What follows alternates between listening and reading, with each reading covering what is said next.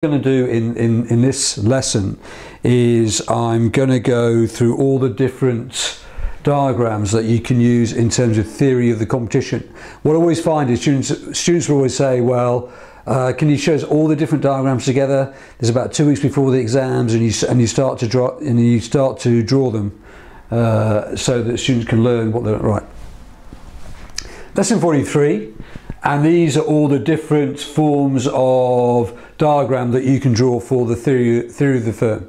Now, you're bound to get one question on the theory of the firm within the exam. So really, if you know all the diagrams and you understand them and you can relate them to economic efficiency, then you're sort of guaranteed that for at least half the exam, you're going to do really, really well on that question. You may even find 2 questions on it. Now, I have occasionally taught students very, very, very quickly, and we based it on the idea of, right, theory of the firm, poverty and inequality, and that's all I've taught them. And I say, right, if you can manipulate the diagrams, then you're going to do okay. And on 9 times out of 10 occasions, they've actually come out with fantastic grades. So we haven't even bothered to do wages or anything like that. Okay, so anyway, let's start with perfect competition in the short run.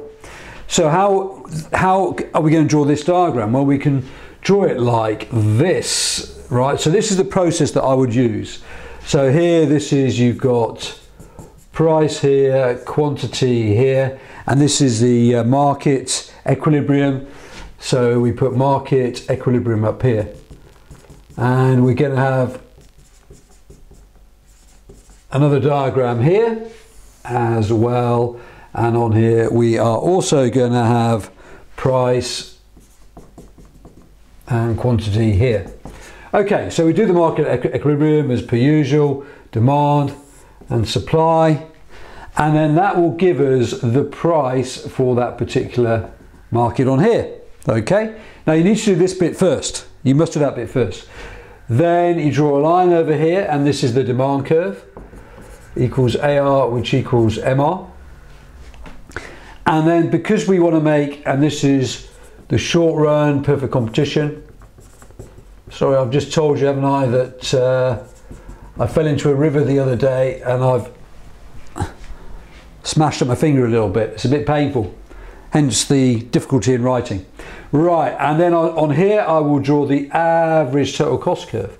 Now, because I draw the average total cost curve below the demand line, which is horizontal, and then I draw the marginal cost curve going through the bottom of the ATC line, at that point I am definitely making abnormal profits, because according to neoclassical man, who is rational and everything else, we go to this point here, and that is the quantity and that is the price. Clearly we are making abnormal profit there, because this is the cost of producing each good, and that's the price you sell it at. So that is abnormal profit, and that is perfect competition in the short run. Of course, on the next diagram, when we get to section 2, we will show you how you always make normal profit in the long run. Okay, but that's it. That's how you draw that diagram. 1 out of the 17.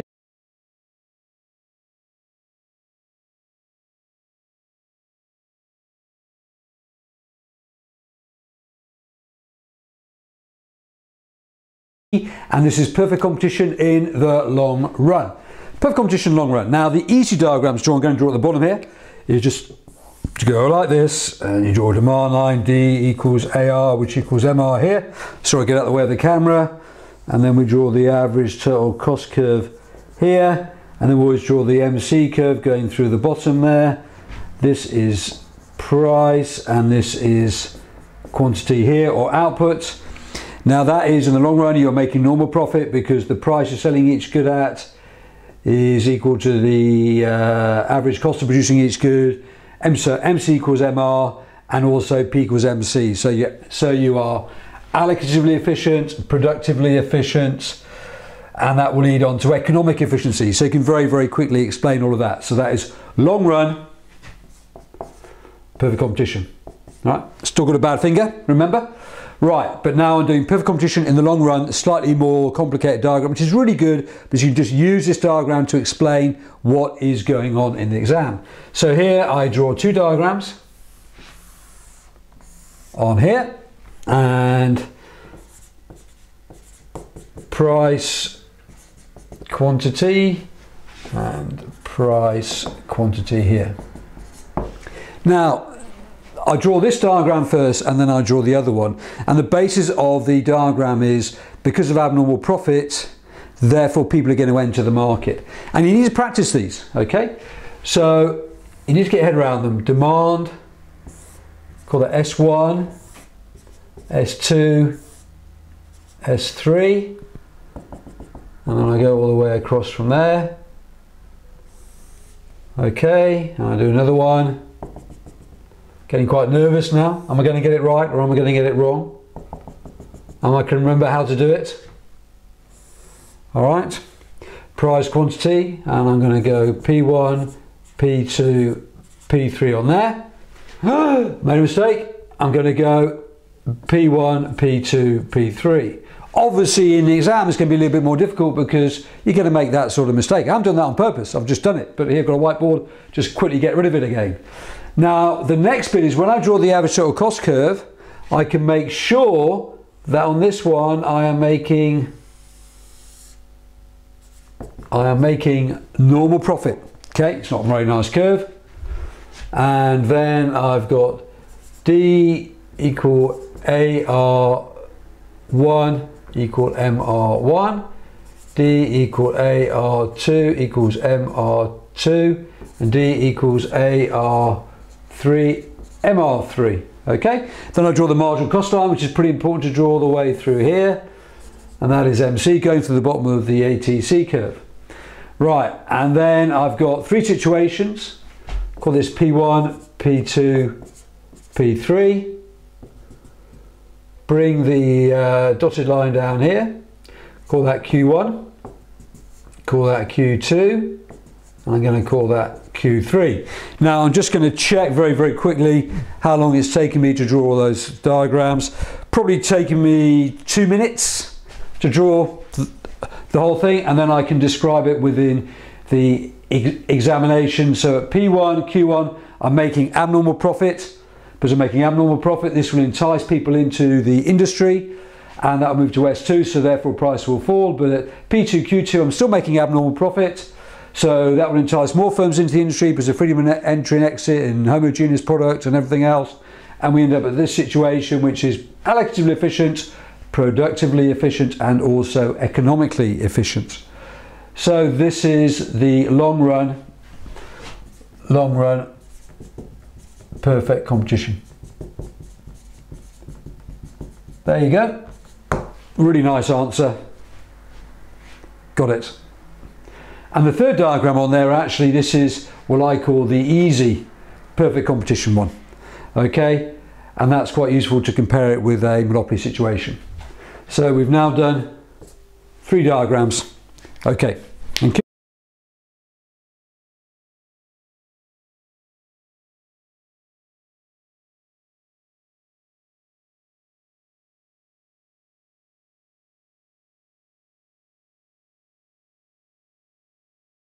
Monopoly diagram, right. The monopoly diagram. So everyone should be able to draw this one. Price, quantity here, D equals AR, sorry, when I'm in the way. Marginal revenue curve twice as steep. Marginal cost curve on there. This is where people tend to go wrong. They always tend to draw the ATC so it crosses this point here, which is a little bit, yeah, just make sure you don't put it there. It could be there, by the way, but just make sure that it's not there really.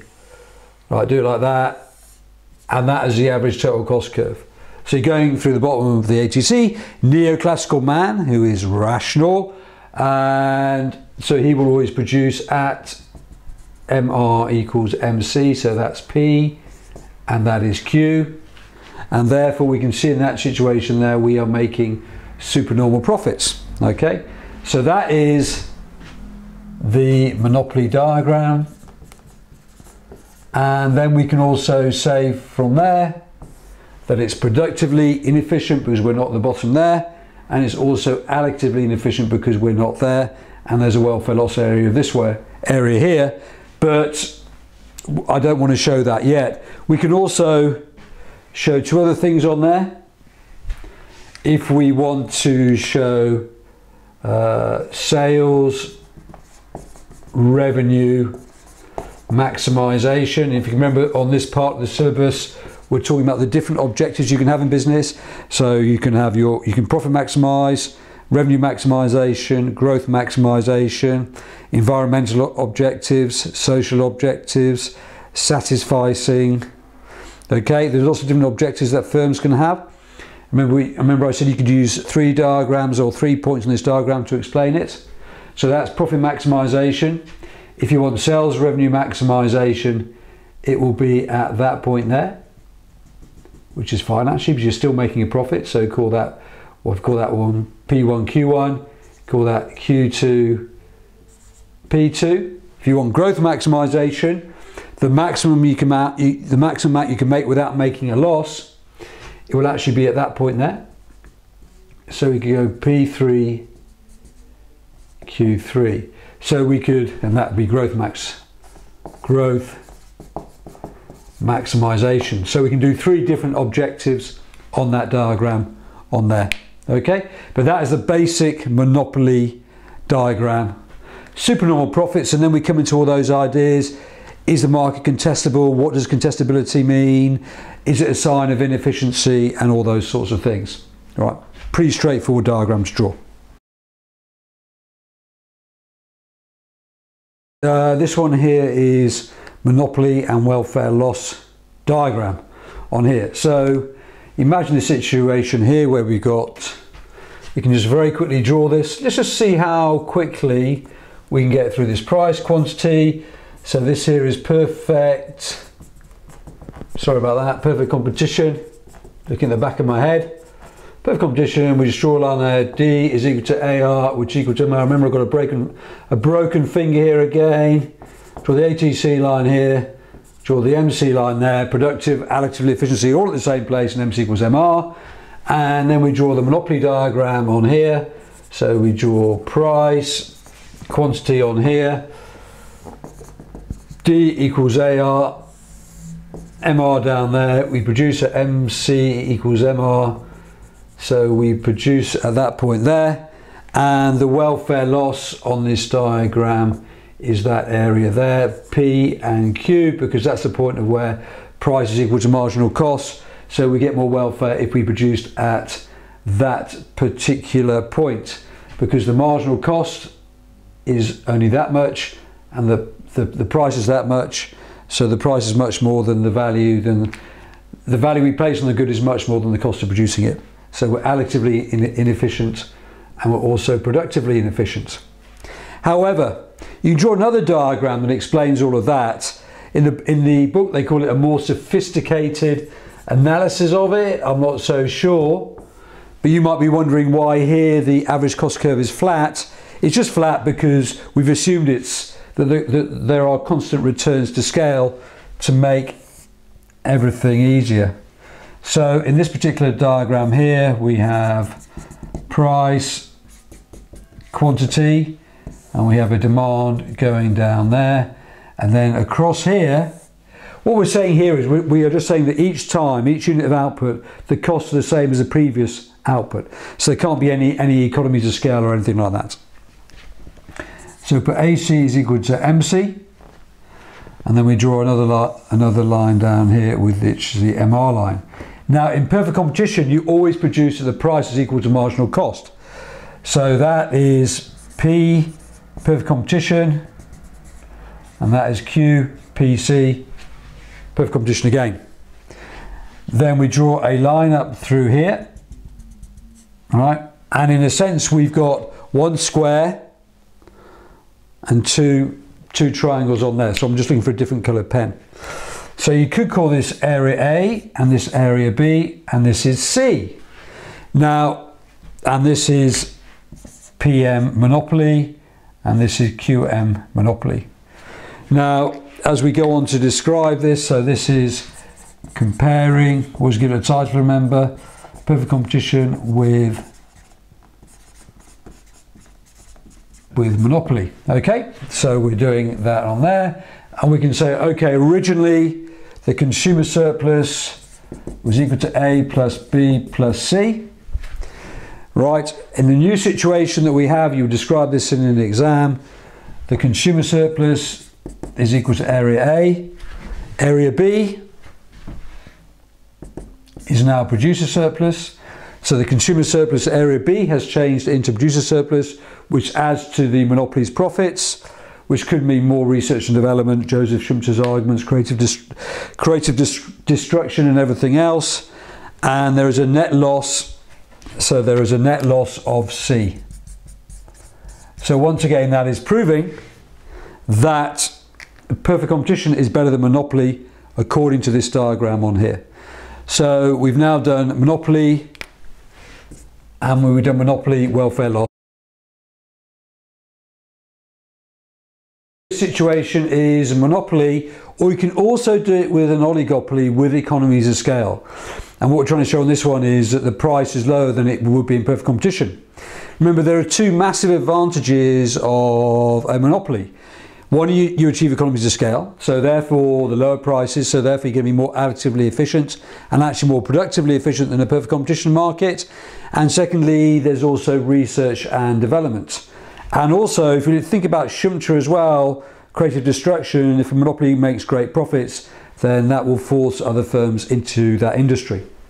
Right, now this one, you remember, you've got to have, this is the one where you have a flat average cost curve and marginal cost curve. But you need to keep those two lines very, very far apart, otherwise it won't work. So let's make it nice and big on here. So on here you've got price, quantity, right, your demand line all the way down there. Okay, marginal revenue line twice as steep, and let's draw average cost is equal to marginal cost there. Okay, so let's say this is called a monopoly, but you can also use it in terms of describing why oligopoly with economies of scale. Okay. So three situations on here. The first one, this is and in an exam, be prepared to use up half a page or 3/4 of a page certainly. I'd use 3/4 of a page up on this one. So that is price monopoly.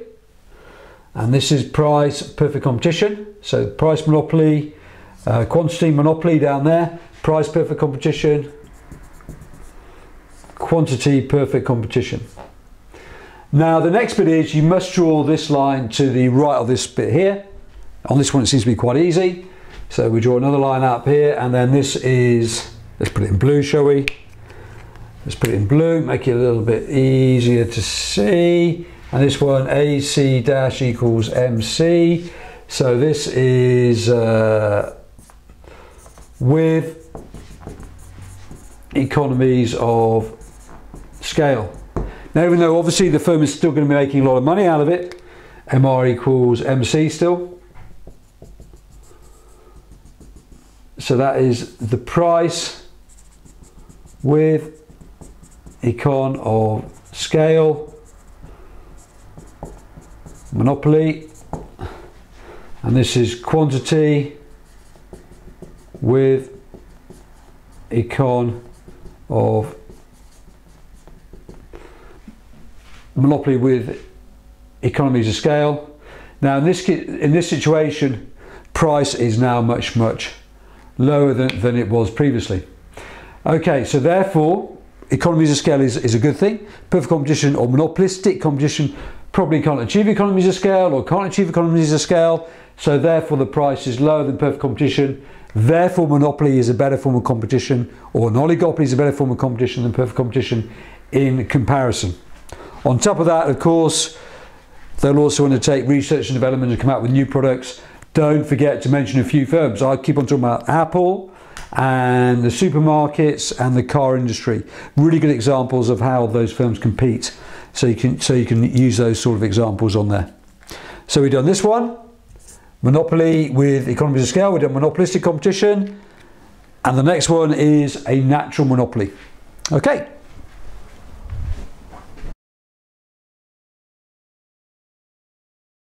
Okay, lesson 43. This is monopolistic competition. Now, monopolistic is that every firm in monopolistic has a little bit of power, and there's a little bit of power, if you can remember, because of a brand. So unlike perfect competition, when the demand curve for the individual firm is completely flat, the reason why it's flat is because every product is exactly the same. And remember, it's a yardstick which you can use to compare to other theories. And that means if you raise the price slightly, you're not going to sell any goods. And if you reduce the price, it'll be pretty stupid because you're selling as many goods as you possibly can anyway. And all the products are exactly the same. Okay? So monopolistic is very similar to perfect competition, apart from in monopolistic, you can build a brand and you can build a bit of a brand because there is product differentiation. And a good example of monopolistic is, if I spell that right, a good example of broken finger, a good example of monopolistic competition is hairdressers. Right, okay, so what do?